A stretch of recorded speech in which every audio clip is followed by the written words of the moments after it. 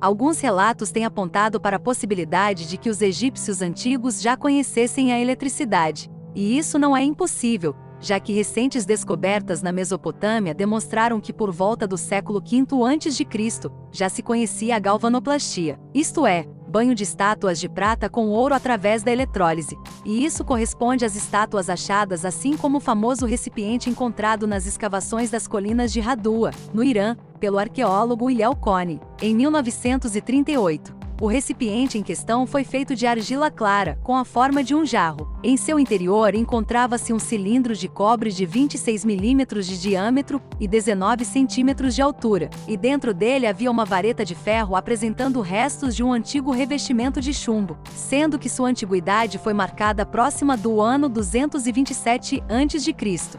Segundo foi apontado pelos investigadores, o objeto reúne as características de uma bateria elétrica quando acrescentado em seu interior vinho ou algum suco cítrico, provocando de imediato uma carga elétrica pela reação eletrolítica com os metais. Outros objetos similares foram também achados em Tel Olar e Tesífon, na Turquia, datando do século X a.C. Aqui podemos ver que há mais de 200 anos antes de Cristo, a eletricidade já era conhecida, sendo somente por volta do século XVIII que Alessandro Volta e Luigi Galvani empregaram-na pela primeira vez desde aquela época. O conhecimento da eletricidade em tempos remotos vem se tornando evidente na explicação de certos fatos. Inclusive resulta na única possível resposta para antigos relatos para a realização de trabalhos artísticos, como os encontrados no Egito. Atualmente no Egito, o túmulo de Ramsés VI é um dos mais visitados pelo seu estado de conservação, pela sua beleza e proximidade com o túmulo de Tutancâmon, isso sem considerar as famosas e eternas pirâmides de Giza. Grandes monumentos apresentam a implementação de conhecimentos tecnológicos construtivos como ninguém jamais poderia imaginar, assim como a arte de escavar túneis e túmulos na rocha em profundidades realmente impressionantes. Porém, a beleza presente na terra do Nilo parece ter surgido de um período bastante remoto. Segundo o historiador Manetón, bem antes de ter surgido a primeira dinastia e seu respectivo faraó, Menes, existiu um período de dominação e reinado divino que durou quase 13.000 anos, seguido do período de 11.000 anos regido pelos semideuses. O faraó Menes teria herdado o conhecimento e crenças dos tempos antigos, quando o deus Osíris veio dos céus contraindo matrimônio com sua irmã, a deusa Ísis, e dando à luz ao deus Horus. Esse último deus se misturou com o povo, vindo a ter descendência, razão pela qual os egípcios acreditam serem descendentes dos deuses. Desde a primeira dinastia, os egípcios passavam a representar objetos voadores, os quais transportavam os seus deuses, fosse através de barcas com asas e depois com discos solares com asas, ou para mais tarde, a partir da quinta dinastia, as representações serem substituídas pelo símbolo do deus falcão Horus.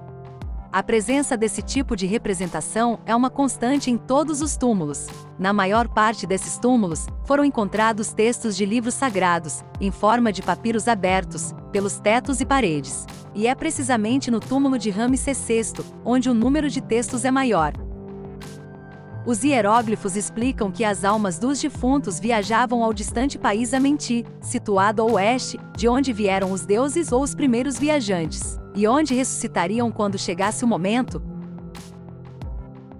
Mas dentro de todo esse universo impressionante de desenhos e ilustrações dos textos antigos, dois símbolos, em particular, os denominados Chi e Djez, continuam sendo um curioso e interessante enigma.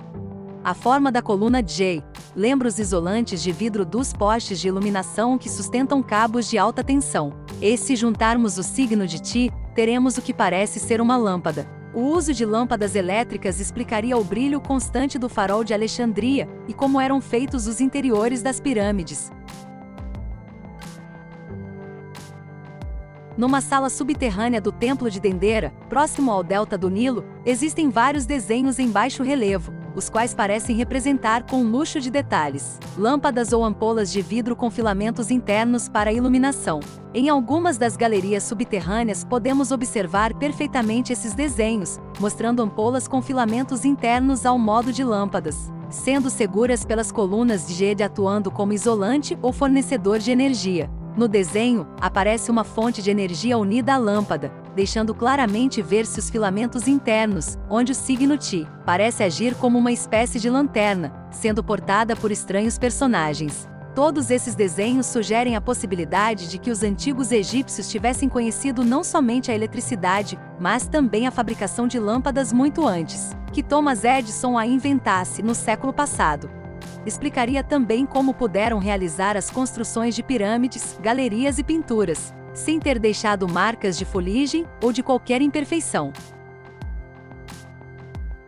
O fato de que os egípcios conheciam a eletricidade encontra sustentação nos relatos do famoso Farol de Alexandria, uma extraordinária torre que se levantava no porto da cidade de Alexandria e em cujo topo se encontrava uma luz que brilhava continuamente, orientando as embarcações que ali aportavam.